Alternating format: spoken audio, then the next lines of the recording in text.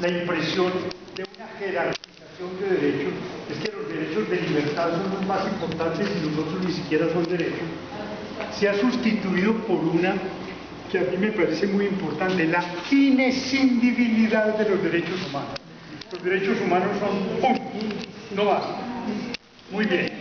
Y más bien, y voy a referirme a un libro que ustedes pueden leer, si no lo han leído algunos, de un profesor de la Universidad del Valle, Angelo Papacchini, en un libro que se llama Los derechos humanos, un desafío a la violencia. Trata de esta manera. Esas distintas clases de derecho responden más bien a distintos paradigmas de la dignidad humana. Ustedes saben que el fundamento que se les ha dado a los derechos humanos es la dignidad humana y por tanto los derechos de libertad corresponderían a un primer paradigma. ¿Qué significa eso? Que si a la altura de finales del siglo XVIII, siglo XIX, se preguntaba a alguien ¿qué hay que hacer para darle a una persona un tratamiento acorde con su dignidad? La respuesta era que le observen el debido proceso, que la dejen hablar, que la dejen mover y listo.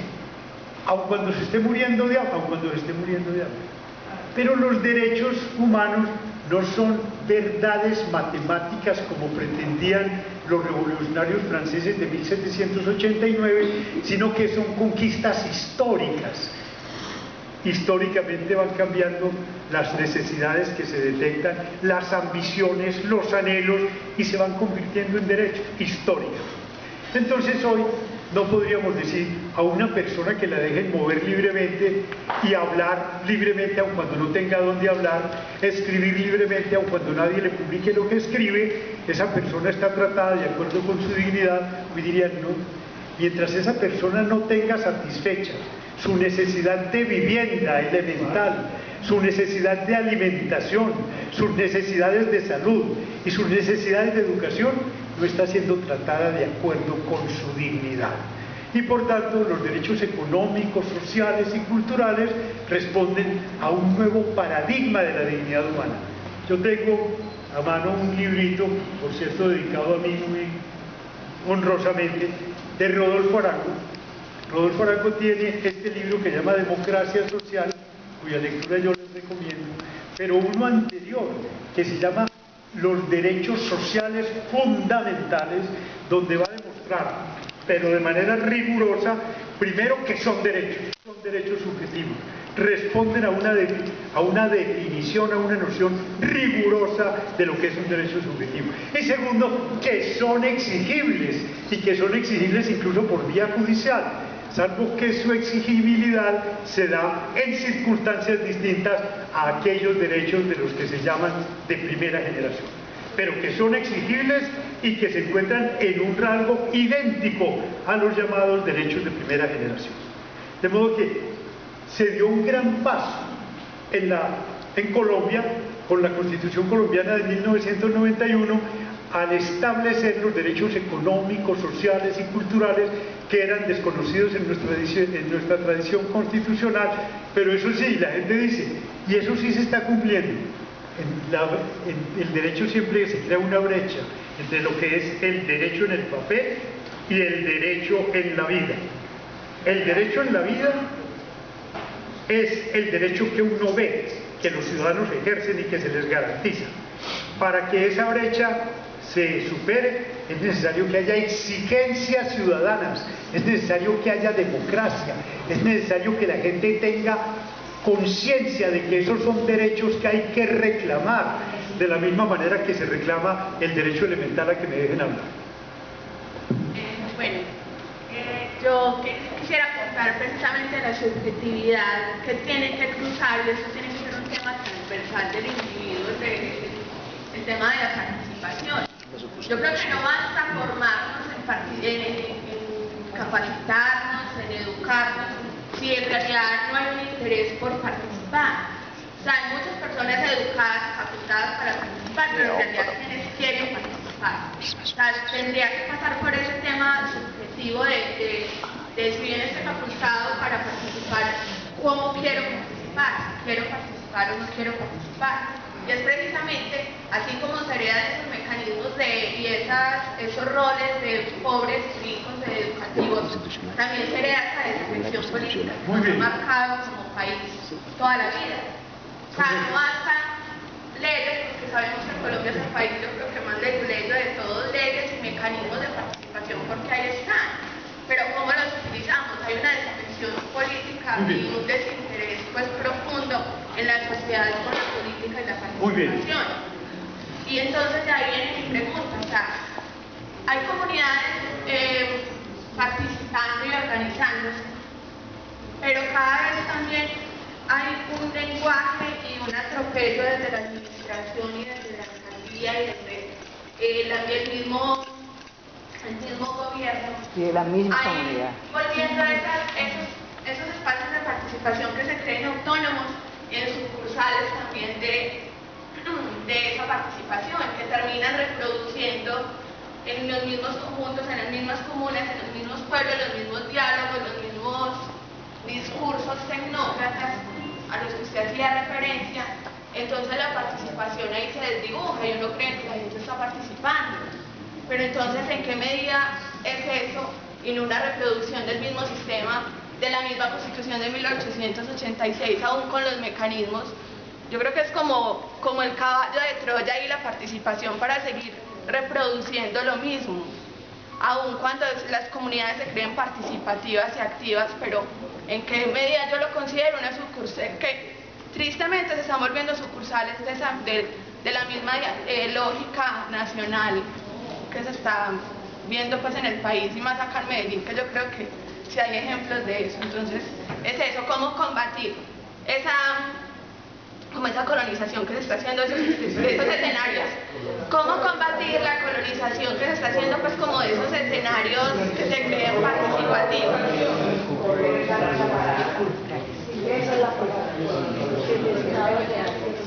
Bueno, hay muchos elementos en tu pregunta. Voy a referir algunos. Si dejo de lado los que no considero más importantes, me los hace saber. Uno de los obstáculos grandes para construir en Colombia una sociedad democrática es, entre otras cosas, la apatía de la gente. Y la apatía de la gente, que a mi juicio es un buen síntoma. ¿Por qué? Porque la gente no cree ya en cambios, ¿cierto? La abstención, ¿qué abstención hay en Colombia? Una abstención numerosísima, ¿cierto? Pero uno dice, no está fundada esa abstención. Si a los ciudadanos les dicen el día de las elecciones, oye, usted no va a votar, y el ciudadano dice, ¿y para qué? Si gane el que gane, las cosas siguen igual. Recuerden, yo me acuerdo que un expresidente colombiano que ya murió, muy ingenioso, decía algo.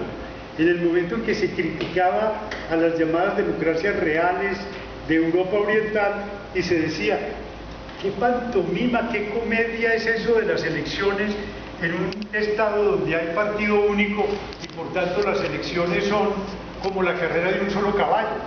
Y él respondía, es cierto, allá son las carreras de un solo caballo y aquí la carrera de dos caballos pero de un mismo dueño.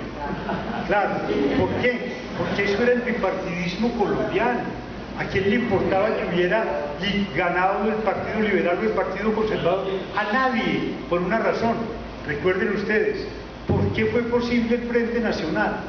Porque las élites políticas nuestras se dieron cuenta, la gente se está matando en los campos. ¿Y por qué se está matando? Nosotros la estamos haciendo matar. ¿Y cuáles son nuestras diferencias? La burocracia, pues repartámonosla, la mitad para ustedes y la mitad para nosotros. Pero la presidencia de la República también es muy importante, pues turnémonos, ustedes cada 4 años y nosotros cada 4 años. Caramba, ¿cierto? Era la confesión de un engaño, no había tal bipartidismo. En una democracia, para que sea tal, tiene que haber varias propuestas diferentes y serias que traten de disputarse la hegemonía del gobierno en un periodo. ¿Qué significa eso? Que si ganó un gobierno liberal, todo el mundo aspira a que la sociedad vaya a ser de ese cuño. Si ganó uno socialista, que vaya a ser de ese cuño. Y entonces la gente ahí sí sabe, mi voto vale. Yo prefiero una sociedad de esta naturaleza y no una sociedad de la otra naturaleza. Entonces, ese es uno de los elementos más desestimulantes para la gente.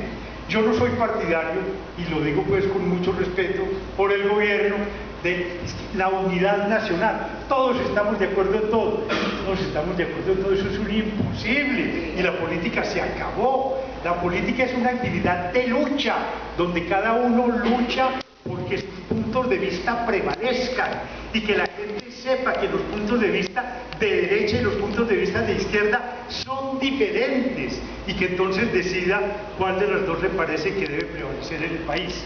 Me parece que ese es uno de los puntos sobre los cuales hay que hacer más claridad. Nosotros seguimos aspirando a tener el Frente Nacional. Qué bueno, la unidad nacional. Es decir, el unanimismo, y sabemos cómo se uniforma la unidad nacional. Miren, yo fui senador 4 años y qué experiencia tan decepcionante. ¿Por qué? Porque uno sabía que no era en el Congreso donde se decidían los grandes temas del país, sino en los desayunos de la Casa de Nariño. Tal tema. Y entonces ya uno hablaba como por dejar constancia para la tribuna, pero ya sabía que las cosas estaban decididas. El clientelismo, que es el intercambio de favores, ahora está en toda su fina. Eso no es política, o al menos no es política deseable. En la política se tiene que jugar algo, y para que se juegue algo es necesario que haya propuestas claras, que le indiquen al país distintos rumbos, y que la gente decida cuál de esos rumbos debe seguir. Y para eso justamente la gente sí debe tener su conciencia acusada, entrenada, adiestrada para percibir qué es lo que se sigue de un triunfo socialista, o de un triunfo conservador, o de un triunfo liberal. Sobre la atención. Momento, estoy dando la palabra. Doctor Gaviria, tenemos algo, tan solo tenemos 5 minutos y hay varias personas con preguntas. Pero es que quisiera primero que las personas que están siendo recogidas en los aportes y las devoluciones que él hace, y que puedan discernir de su pregunta para dar la palabra a los demás. Y no sé si es mejor que escuchemos puntualmente varios y usted las pueda recoger todas.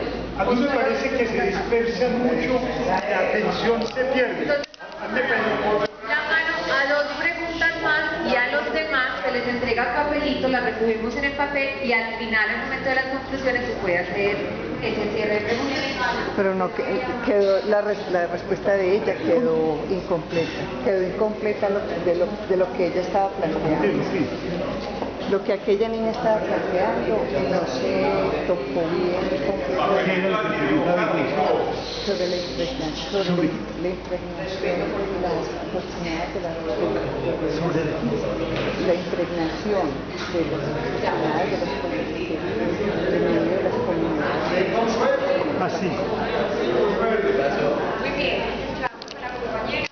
Bueno, doctor, yo quisiera aportar algo con respecto. ¿Quién está hablando? Yo, con respecto a su pregunta inicial, cuando usted preguntó por qué era mejor la democracia a otras figuras que podrían darse en el país, el hecho de que se dé un espacio como este, el hecho de que una persona representativa del país como usted esté participando activamente en una escuela de formación de participación ciudadana, y permita que la gente de a pie interactúe con personas que tienen un poco de nivel más de cultura, y que esa oportunidad de diálogo, de preguntas y de respuestas se dé, hace que uno crea en que vamos para abajo, sea más optimista con respecto a lo que es democracia y a cómo alguien está tratando de aplicar esa figura de otra manera, que permita que el pueblo tenga un conocimiento para que posterior pueda participar en sus procesos, y que haga parte importante a través del conocimiento. Muchas gracias. Yo le doy las gracias por estar acá y por esta escuela. Muchas gracias a ti por tu pregunta.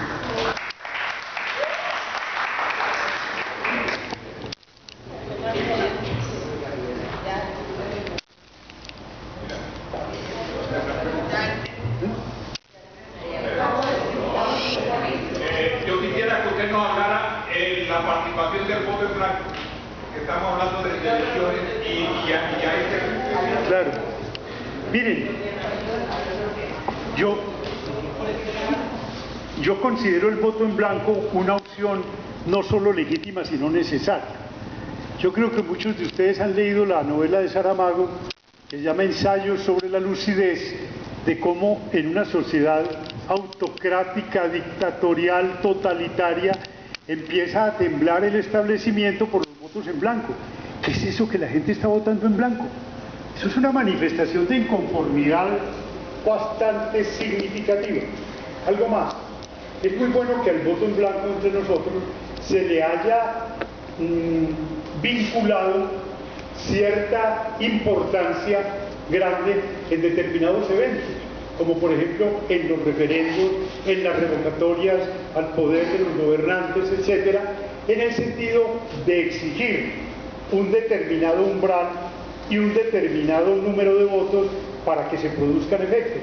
¿Por qué? Porque cuando yo no voto, no lo hago como el abstencionista tradicional, que es que me da pereza, ¿para qué voy a salir hoy a votar? O con la consideración válida que ahora les hacía, si el país sigue lo mismo de cualquier manera, ¿para qué me voy a tomar el trabajo de ir a votar? El voto en blanco exige ya conciencia ciudadana. No tengo por quién votar, no me gustan ninguna de esas propuestas, yo por eso no soy partidario ni siquiera del voto obligatorio. Lo que ocurre es que con el voto obligatorio, y aquí ha habido muchos intentos de imponer el voto obligatorio, se quiere subsanar un problema que es mayor, el desaliento de la gente porque no cree en el sistema, ¿cierto? Entonces, no, obliguémonos a que voten, eso no me gusta. Lo que hay es que tratar de que las propuestas políticas sean tan atractivas o tan diferentes entre sí que la gente se sienta llamada a votar. Es decir, no tratar de corregir vicios de fondo con recetas eminentemente epidérmicas, ¿cierto? Que a la gente la obliguen a votar. De manera que yo le considero una gran importancia al voto en blanco.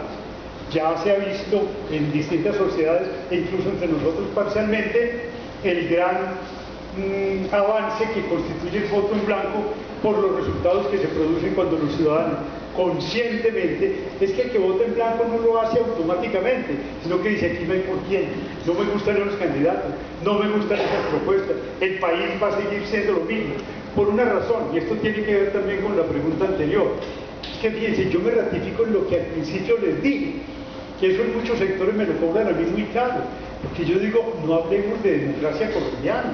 La democracia colombiana está por construir. La democracia, en realidad, es una propuesta muy atractiva de una sociedad mucho mejor que la nuestra, una sociedad mucho más igualitaria, una sociedad más justa, una sociedad donde los ciudadanos tienen mínimamente sus necesidades básicas satisfechas, lo que no ocurre entre nosotros. Entonces lo que tenemos que hacer es llamar a que la gente se anime a construir una sociedad de esa naturaleza que no la tenemos.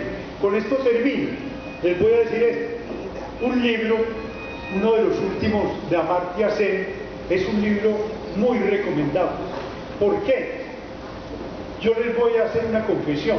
Yo no creo en utopías comprensivas totales, que cambiamos la condición humana, entonces vino la sociedad sin clases, la sociedad sin conflictos. No creo en eso. No creo en paraísos sobre la tierra, creo en sociedades mejores que las que nosotros tenemos. Y el ensayo que propone Amartya Sen es lo siguiente: hagamos un escrutinio acerca de nuestras vergüenzas, de nuestras precariedades, de nuestras deficiencias y preguntémonos, ¿y esto no es superable?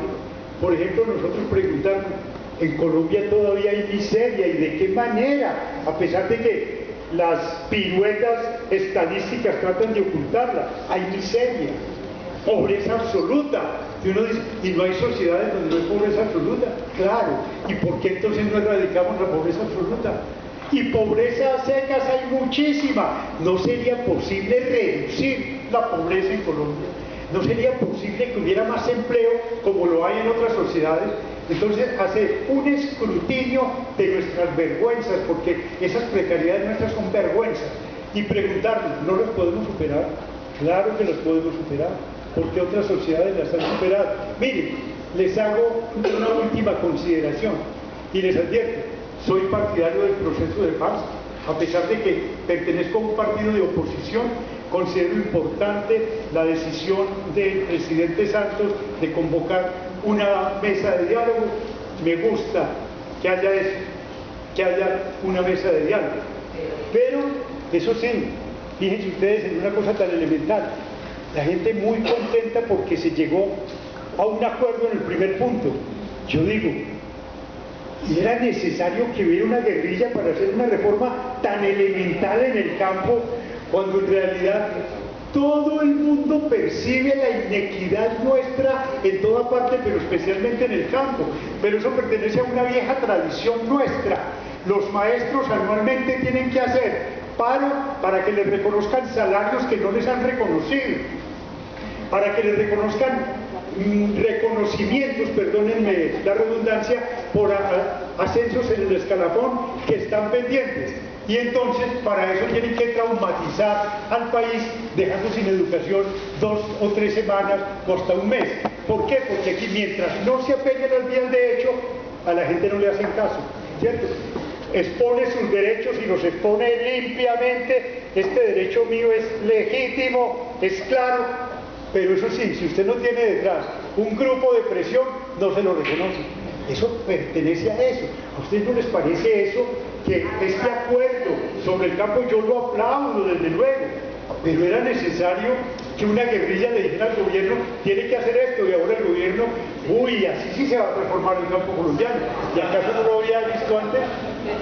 Bueno, perdónenme por haber hablado tanto y muchas gracias.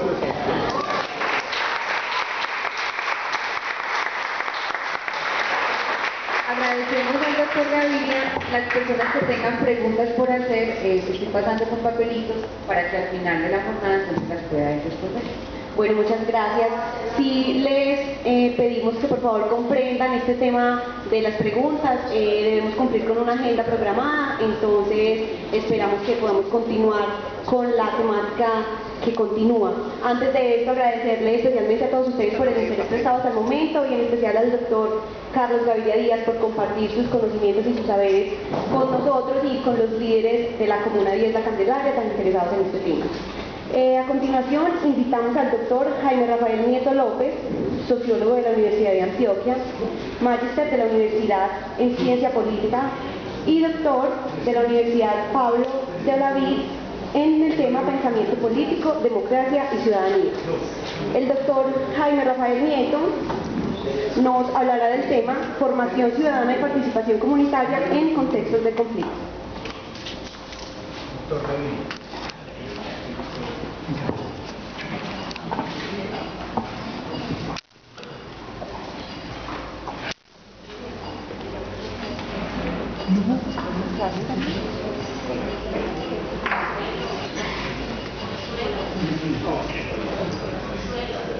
Me llama. Se ha puesto aquí. Y se lo guarda Liliana.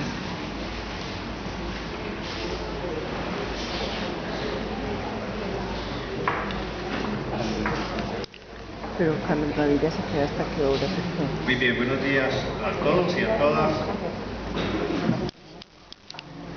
Quisiera lo primero agradecer a los organizadores de este evento, del proyecto de formación ciudadana, la invitación para compartir con ustedes algunas reflexiones y algunos puntos de vista que contribuyan justamente a ese propósito tan importante de la escuela, como es la de cualificar, por decirlo así, cada vez más el liderazgo ciudadano, el liderazgo cívico, el liderazgo político popular en la ciudad de Medellín. Yo les quiero compartir algunas ideas con respecto al tema de participación en contextos de conflicto armado en Colombia y particularmente en la ciudad de Medellín. Yo traigo una ponencia escrita, es un poco extensa, voy a tratar de leer lo menos posible, de exponer directamente lo más posible a fin de no volverme tan tedioso, ¿sí?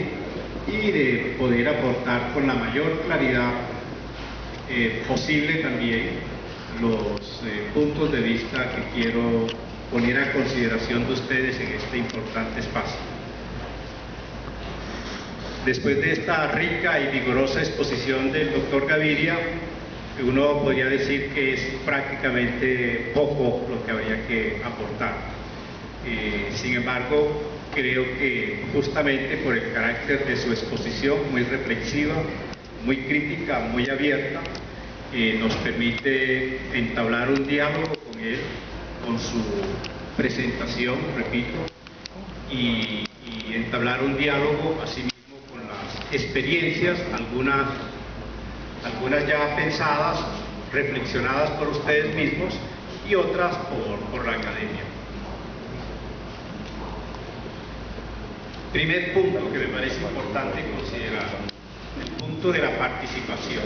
Recordemos que la disertación es participación en contextos de conflicto armado, ¿sí? Bueno, el punto de la participación entronca, como ya se ha dicho, con toda la tradición del pensamiento político de Occidente. Particularmente entronca con esa cuna del pensamiento político occidental, que es la experiencia de la Grecia antigua, ¿sí? De hecho, un pensador tan importante, tan valioso, tan recurrido como Aristóteles nos da las puntadas fundamentales del concepto de participación, estrechamente articulado a otros dos conceptos que son cruciales, como son el concepto de democracia y el concepto de ciudad, ¿sí? ¿Qué encontramos en el pensamiento de Aristóteles? En el pensamiento de Aristóteles lo que vamos a encontrar es que justamente lo que caracteriza al ciudadano griego es que para hacerlo se le exige, y él mismo se exige, participar en los asuntos de la ciudad. Son politicón, son politicón. Son politicón significa, palabras más, palabras menos, que somos personas, somos seres humanos, somos hombres en la medida en que nos atrevemos y nos arriesgamos a convivir con los otros. Y nos arriesgamos a convivir con los otros en el ámbito específico de la polis griega, que es la ciudad-estado. Allí, en ese ámbito territorial, social, cultural y político, arriesgamos nuestra existencia en tanto que nuestra existencia se afirma, se realiza en el vínculo con el otro. Y ese vínculo con el otro solo lo hace posible la participación. O sea, la participación para Aristóteles no es solo un asunto eminentemente político, como hoy, de pronto, con el correr de los tiempos y con el correr de las discusiones, lo hemos ido restringiendo a lo exclusivamente político.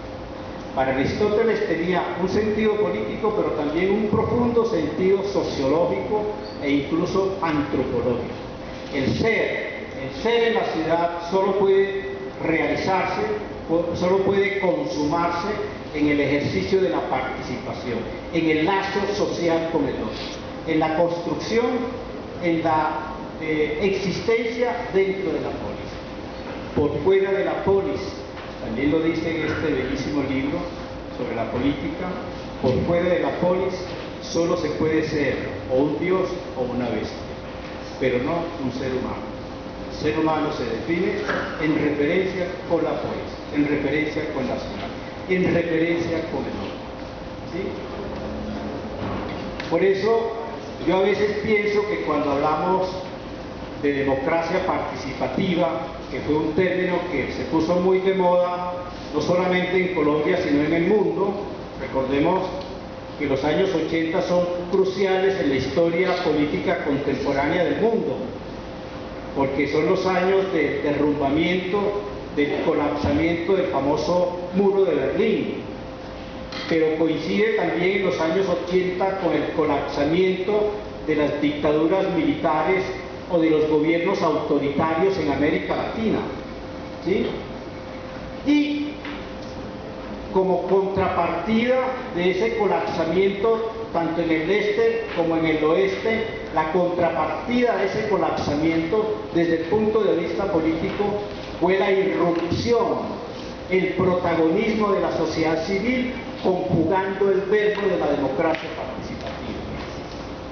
Por eso, durante todos los años 80 y desde entonces, al lado de la democracia participativa se ha puesto en vigor, se ha puesto de moda también el concepto de sociedad civil, porque solo pueden ser hacedores, protagonistas de esta democracia participativa los propios ciudadanos organizados, enfrentando a los gobiernos autoritarios o enfrentando a las dictaduras en el este o en el oeste.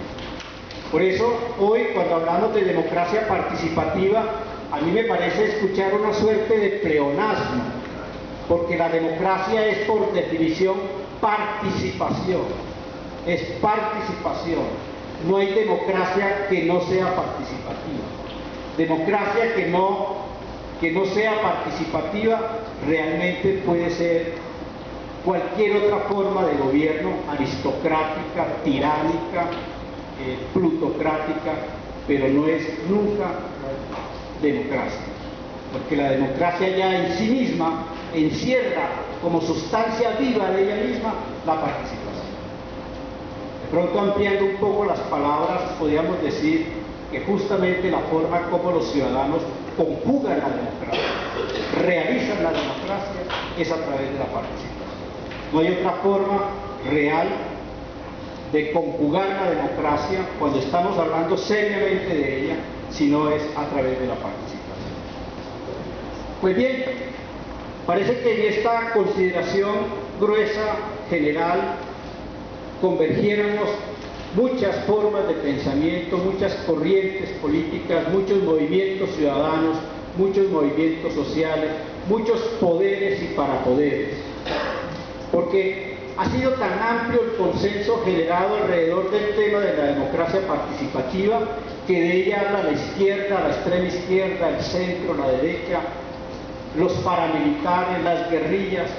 O sea, pareciera como si se hubiese construido un consenso implícito entre actores de diversa naturaleza, de diverso espectro ideológico y político alrededor de la democracia participativa, que nadie osaría objetarla como referente fundamental de la trama de la acción política y de la institución del orden político en Colombia y en cualquier país del mundo que no pase por revocación de la democracia participativa. Sin embargo, en Colombia, que es nuestro referente de reflexión privilegiado hoy, como sabemos, en Colombia no siempre hemos hablado de democracia participativa, ni siempre hemos tenido la experiencia.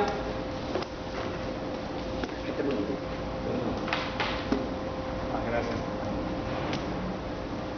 Ahorita el doctor Gaviria decía con mucha contundencia y con mucha claridad, a mi juicio, nosotros venimos antes de 1991 de la Constitución de 1886, una Constitución profundamente conservadora, presidencialista, autoritaria y católica, una Constitución que restringía precisamente uno de los rasgos fundamentales, muchas gracias, uno de los rasgos fundamentales de cualquier democracia en cualquier parte del mundo, que es la participación de los ciudadanos en la vida pública, en la vida social.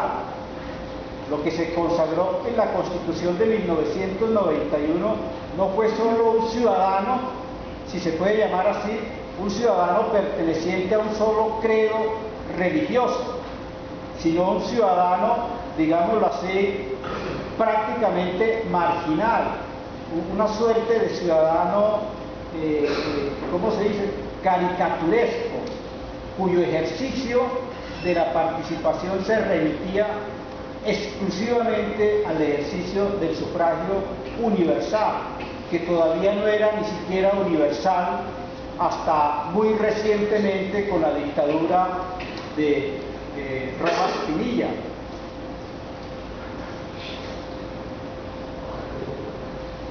En Colombia, nuestra democracia, si se le podría llamar democracia, a un régimen político que estuvo prácticamente estructurado e instituido a partir del viejo artículo 121 de la Constitución de 1886, esta democracia de excepcionalidades, esta democracia del estado de sitio, era una democracia profundamente restringida, una democracia donde realmente el término participación, el concepto participación, la dimensión política de lo que hoy llamamos participación, estaba prácticamente excluida. Eso me interesa subrayarlo para dimensionar la importancia de la Constitución de 1991, porque como todos recordamos, esta Constitución se conoce por su apellido, es la Constitución de la democracia participativa, una democracia que era pensada justamente para poner en el centro de la acción política, para poner en el centro de la toma de decisiones políticas al ciudadano, ¿sí? Al ciudadano, y no poner en el centro de las decisiones políticas las instituciones representativas como el Congreso, como la Corte Suprema de Justicia, como la Presidencia de la República o el régimen de excepcionalidad consagrado en el artículo 121 de esa misma Constitución, el régimen de Estado de sitio. Por eso me parece a mí que la Constitución de 1991, que además es el producto de todo un proceso protagónico, participativo de la ciudadanía, que va a desembocar luego en la convocatoria y realización de la Asamblea Nacional Constituyente, la primera constituyente hacedora de una constitución como la del 91, de origen verdaderamente popular y directo. Recordemos que la de 1886 fue una hechura de una suerte de conciliábulo escogido por el presidente Núñez, bipartidista, pero bipartidista además restringida a un sector importante del Partido Conservador y a un sector importante del Partido Liberal, pero donde sectores muy valiosos de la representación política y de la ciudadanía no estaba incluida. Por lo contrario, la Constitución de 1991 es el producto de un espacio político ampliamente participativo, pluralista, democrático, que promulga una Constitución radicalmente nueva, a mi juicio, como es esta de 1991, que pone en el centro estructurador de la trama política, de la convivencia política, justamente el criterio de la participación. Si ustedes miran el texto mismo de la Constitución de 1991, se van a encontrar, pues nos vamos a encontrar, que prácticamente no hay un apartado, prácticamente no hay un aspecto de la Constitución del 91 que no esté dedicado, que no esté estructurado mejor alrededor del punto de la participación. Yo me voy a permitir, de pronto, si recupero aquí en mi escrito, que traía para leer hoy aquí, voy a ver si recupero un pasaje que ilustre o nos dé una idea de la forma profusa como está consagrada, por lo menos constitucionalmente, la participación. Dice así: en efecto, la Carta se encuentra plagada de referencias de distinto orden y alcance en relación con el tema de la participación ciudadana, lo cual crea en términos de expectativas posibilidades importantes para el desarrollo de prácticas sociales y políticas de participación en la dirección de propiciar una gestión democrática del municipio y de la nación, así como el fomento de una cultura política, lo que se hablaba de la educación política, ojo, una nueva cultura política que ponga en la picota el apoliticismo, que ponga en la picota la acción violenta y que ponga en la picota asimismo el clientelismo, tres formas tradicionales, convencionales, como se ha articulado la vida política en Colombia.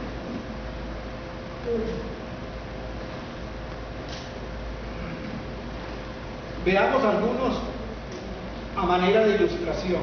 Por ejemplo, en la parte de principios, el artículo 1 de la Carta define a Colombia como una república participativa, además de democrática y descentralista. El artículo 2 establece como finalidad esencial del Estado, abro comillas, facilitar la participación de todos los ciudadanos en las decisiones que los afectan y en la vida económica, política, administrativa y cultural de la nación. Eso es muchísimo, eso es profundamente ambicioso, yo diría es radicalmente democrático. Otra cosa es que después de promulgada la Constitución de 1991, la vieja clase política haya recuperado el comando del Estado, la dirección política del Estado, y se haya afanado o bien por desvirtuar el sentido y el contenido de estas normas, o bien por recortarlo en lo posible, como ocurrió con la promulgación de la Ley 134 de 1994, que lo que hace es borrar con el codo lo que la Constitución o el Constituyente de 1991 había hecho con las manos. Concomitantemente, el artículo 311 estipula la obligación de los municipios de promover la participación comunitaria. En la parte concerniente a derechos y deberes, la Constitución establece a través del artículo 95 que es un deber de los ciudadanos, abro comillas, participar en la vida política, cívica y comunitaria del país. Y el artículo 40 le asigna el carácter de derecho al establecer, comillas, todo ciudadano tiene derecho a participar en la conformación, ejercicio y control del poder político. Si nos dedicáramos un minuto a pensar sobre cada una de las palabras contenidas en este articulado, yo les podría decir, en Colombia no necesitaríamos de guerrillas, no necesitaríamos de grandes eclosiones sociales y políticas, sino simple y llanamente voluntad política para realizar al pie de la letra lo que cada uno de estos artículos establece.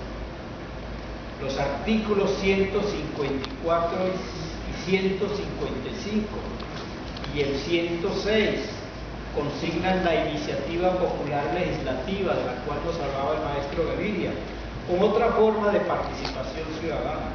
Más aún, la Carta ofrece un conjunto de mecanismos que la Ley 134 entraría a reglamentar posteriormente, tendientes al ejercicio de la participación, los cuales se encuentran de manera expresa en el artículo 103. Bueno, realmente me haría muy tedioso reseñando aquí cada uno de estos artículos, etcétera, etcétera, lo cual para asuntos de exposición y por brevedad del tiempo no lo voy a hacer.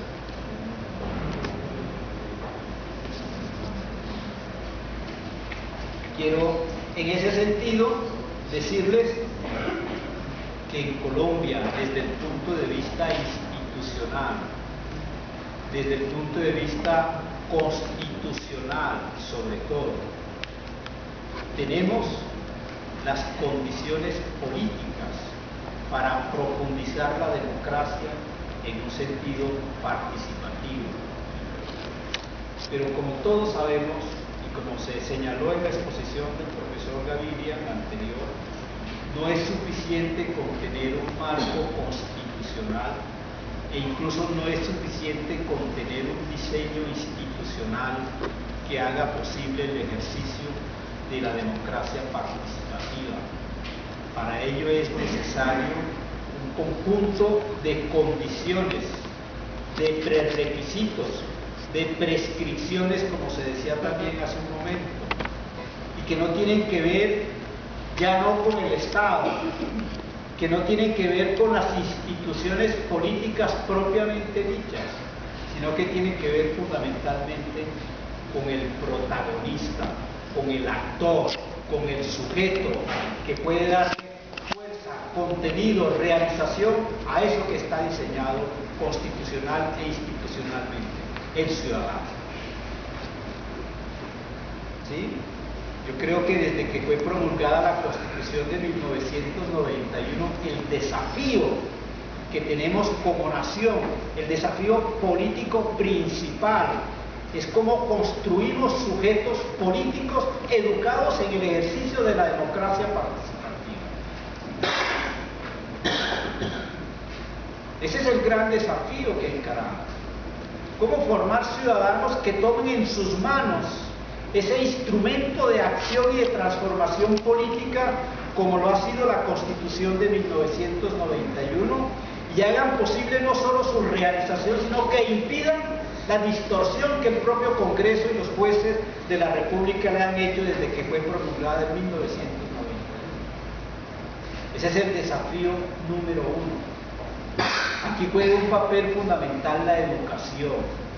Pero no solo la educación en el sentido convencional, la educación en el sentido de la que impartimos en las escuelas, que es muy importante, la que impartimos en las universidades e incluso la que impartimos en estos espacios un poco menos formales, etc. Además de esa educación convencional, la mejor forma de educarnos en el ejercicio de la democracia participativa es haciendo experiencias concretas, significativas para cada uno de nosotros y para el colectivo de democracia participativa, de participación ciudadana.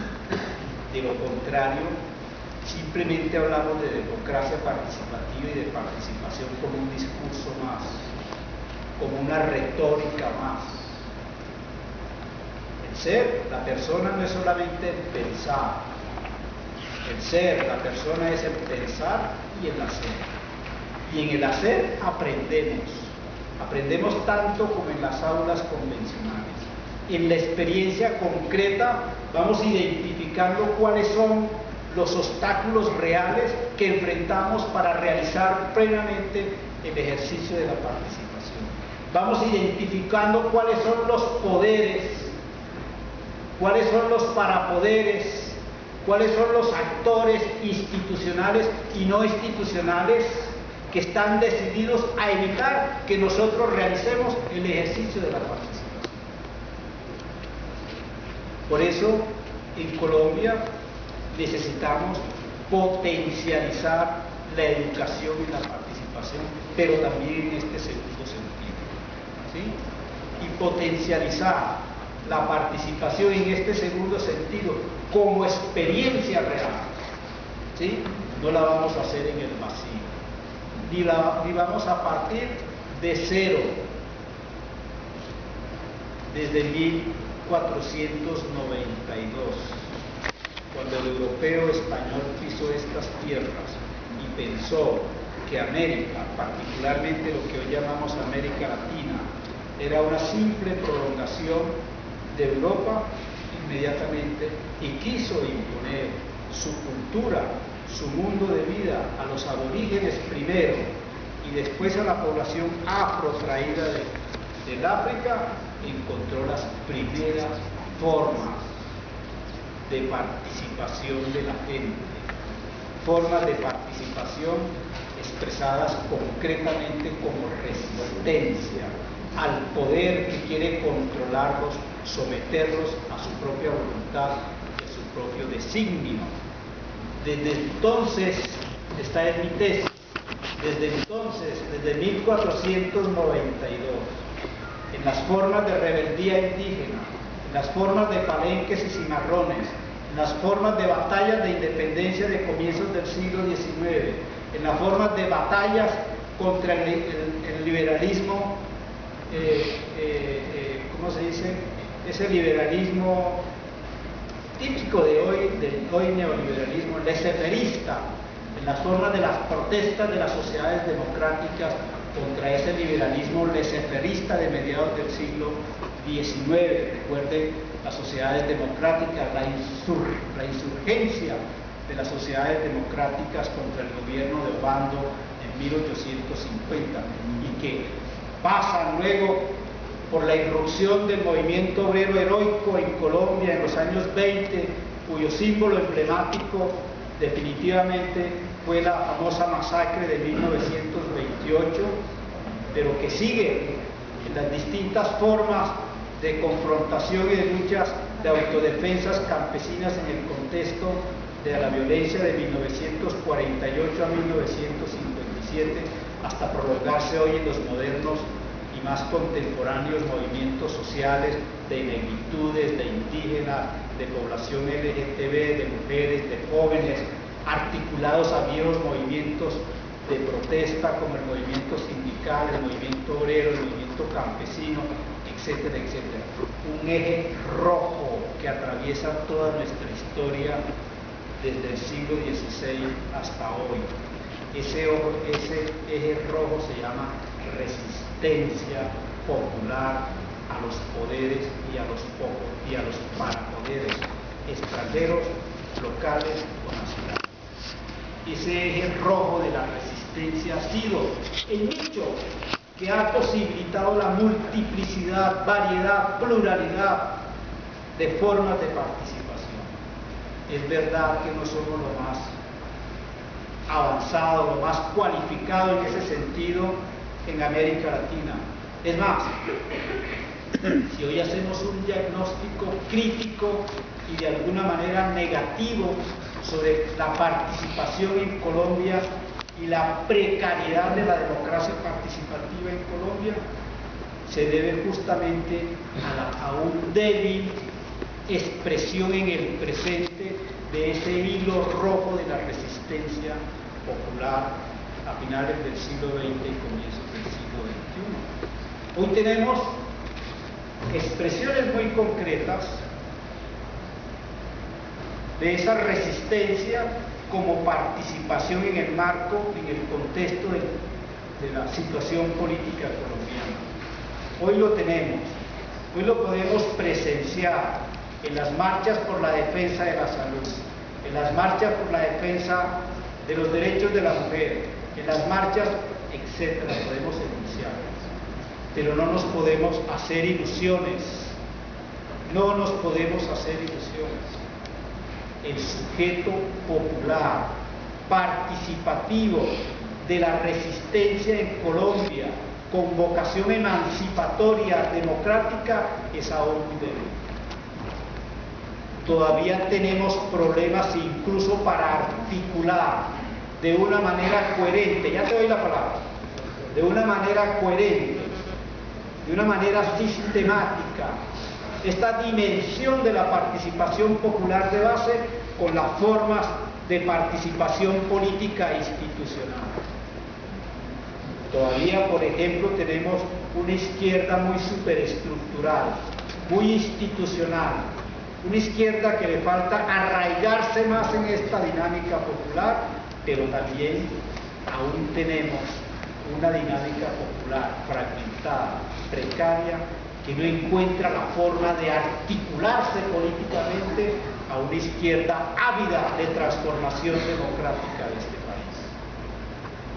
Por eso, este desafío que hoy encaramos es un desafío a la educación, es un desafío a la práctica, a la realización de la experiencia, al arrojo. Tenemos que ser arrojados, ¿sí? Pero no arrojados en el sentido del heroicismo individual, del héroe salvífico de la patria o de la comunidad. Necesitamos ser arrojados colectivamente, arrojados alrededor y en defensa o por la realización de proyectos colectivos con un horizonte claro de futuro. Compañeros, ¿te iba a notar algo? Sí, doctor Jaime, muchas gracias porque no se pregunta, digamos... No he terminado. No, pero lo que usted dice, y yo vivo convencido de que en mi ignorancia, mi aprendizaje es válido y es para servir, porque yo estoy convencido que el poder es para servir dentro de mi concepto democrático. Y yo creo que yo, en la medida que yo me capacite, es para yo, no para detener al que no sabe, sino para servir, ¿no? Pero entonces, ¿de qué manera soy yo demócrata frente a un pensamiento, digamos, de ultraderechista y excluyente? ¿De qué manera puedo ser yo demócrata frente a una postura de... Es que la participación, como decía hace un rato, está estrechamente articulada a la democracia, y un principio axial de la democracia es el pluralismo, la pluralidad de voces. No podemos construir proyectos colectivos y menos aún comprometer a la gente con proyectos colectivos si cada uno de ellos no se ha sentido partícipe en la construcción de ese proyecto, aún si su propio criterio, si su propia posición no ha sido la que se haya, digamos, consensuado finalmente en la definición de ese proyecto. Eso es un elemento fundamental de la democracia, ¿sí? Por eso la participación de la cual hablamos necesariamente está impregnada de esos principios básicos, elementales de la democracia. Pero además de la educación, nosotros necesitamos condiciones básicas, elementales, fundamentales, centrales, sin las cuales hablar de democracia participativa es simplemente una vaciedad, son palabras huecas, ¿sí?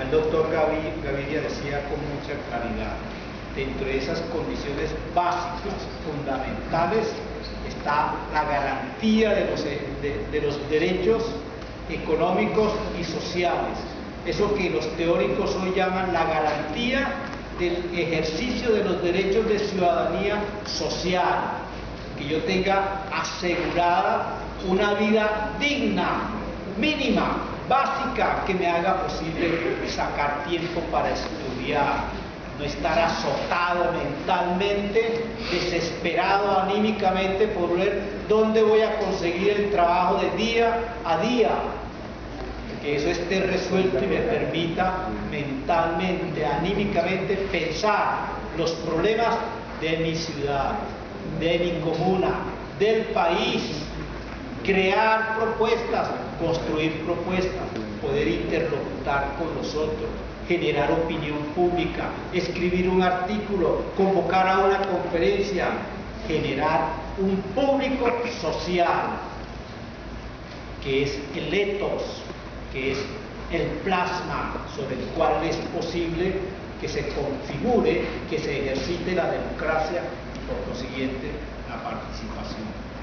Esa condición es una condición estructural.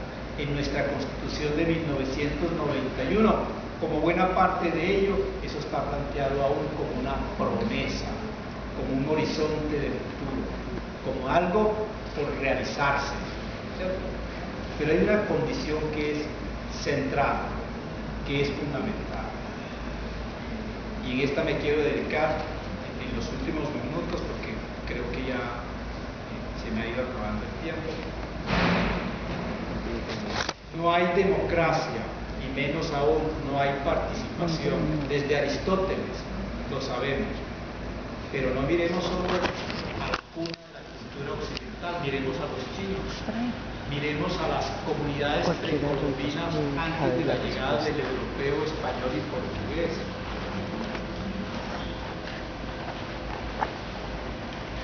No hay democracia, y menos aún participación, si no hay espacio público.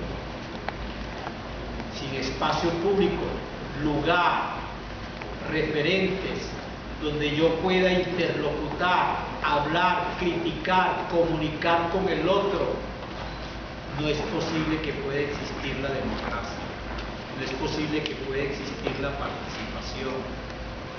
Participación solo es posible allí donde están consagrados unos espacios, no tienen que ser espacios públicos institucionales.